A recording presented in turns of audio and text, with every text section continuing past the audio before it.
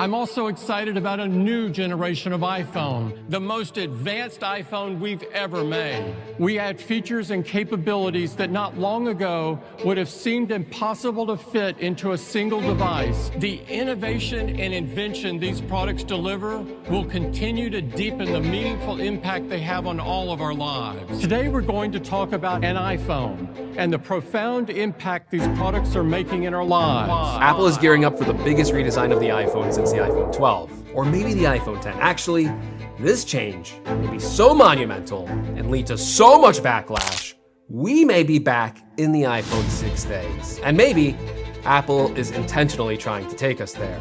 Yes, I know it's early. You're watching this 18 days away from Christmas. The iPhone 16 literally just came out 3 months ago, and we're already talking about the iPhone 17. And normally, I try not to jump on the rumor and leak train until the new year, but there are already reputable sources who are pointing to a major shakeup to the design of the iPhone 17, the inner workings of the iPhone 17, and even a whole new iPhone lineup that will span with new models that we just haven't seen before. And this new iPhone, this iPhone 17, is particularly exciting and particularly weird. And yes, we are that close to Christmas, and it is almost the end of the year, but I am still short of my 400,000 subscriber goal. So all hands on deck around here, subscribe if you haven't already, and I promise you, I will explain why Apple is pursuing this weird iPhone design, which is quite a departure from the iPhone design language we have had really since the beginning of the iPhone, namely with the camera placement. It has always been stuck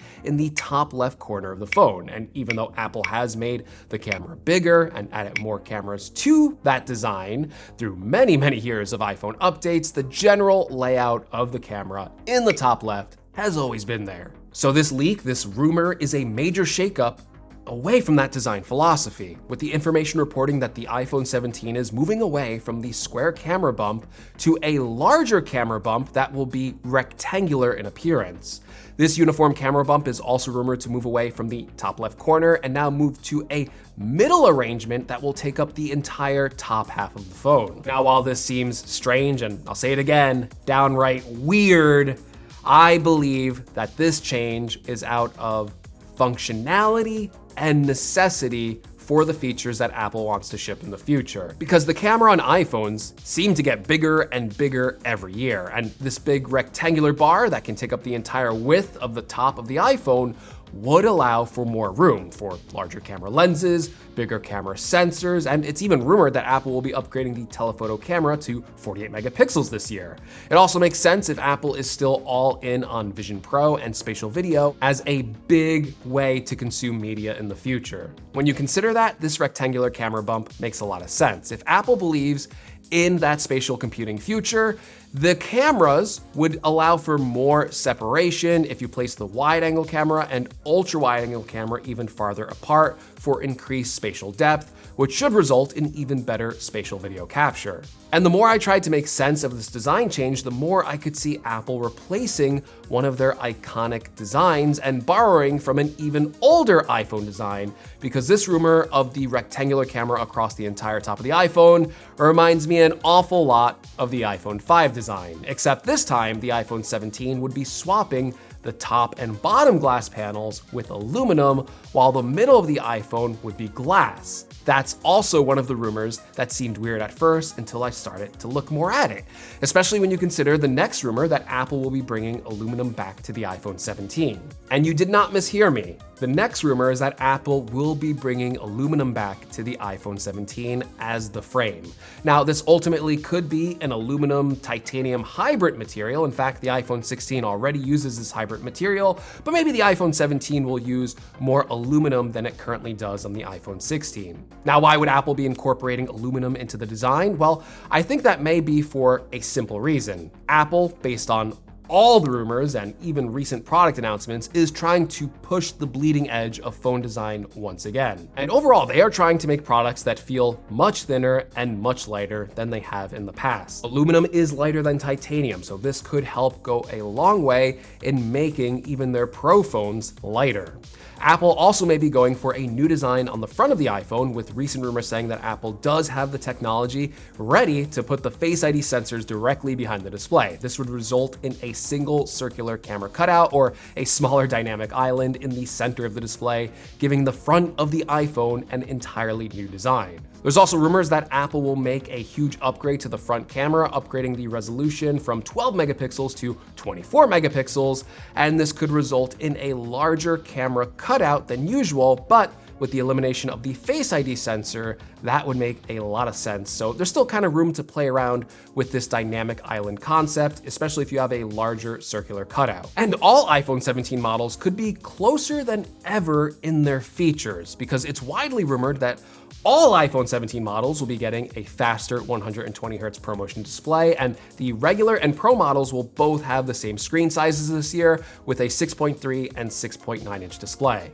And there really won't be, according to the rumors at least, major differences between the Pro and regular models. They're supposedly using similar aluminum frames, the same displays, the same display sizes, and the real difference will be in the telephoto camera, maybe a slightly better camera on the Pro model, and still the strategy of shipping a better A19 Pro chip on the Pro level iPhone models. I mean, we'll see if this turns out to be true. It's still 9 months away from the iPhone 17 announcement, but if these rumors are close to being true, it is a stark departure from Apple's current iPhone strategy, making the normal iPhone models much closer in design and features to the Pro models. But that strategy could make sense because of the introduction of an entirely new iPhone model, the iPhone Air. The iPhone Air is supposed to be an even more bleeding edge phone design that could be up to 50% thinner than the current iPhone 16 models. In fact, it could be the thinnest iPhone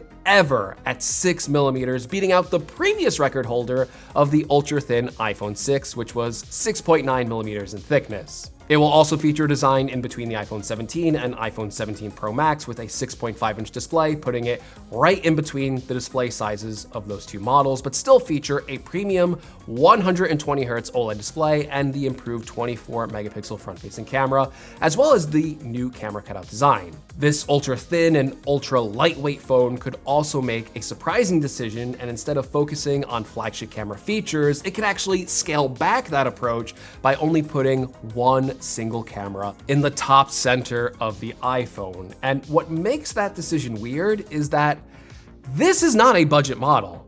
Apple is still selling this, or planning to sell this, as a premium iPhone model, which could have a higher retail price than the regular iPhone 17. Apple purposely could be trying a new strategy here where they are shipping a model with less cameras, basically going away from their selling point that more cameras equals a more premium design. I think we see this clearly in their marketing with new Apple products. The Apple Watch Series 10 is thinner, the new ultra expensive iPad Pro is the thinnest product they've ever made, even thinner than this rumored iPhone model. And this pitch for selling phones clearly used to work. It became so successful that it basically became a meme and not really a problem until Apple started shipping phones and they were bending in half. Now, with that controversy in the rear window, with Apple making leaps in chip efficiency, with new design techniques, they could be ready to tackle that controversy head on this time and succeed. Still, the strangest part of all of this is that decision to sell more iPhone models. And this could be just a small test for the future. There are rumors that in 2026 or 2027, Apple will sell even more iPhone models alongside of each other, namely foldable iPhone models still being on the table. While Apple may be going back to old selling points or classic design languages, one idea they are leaving in the past is that a single iPhone model fits every user's need.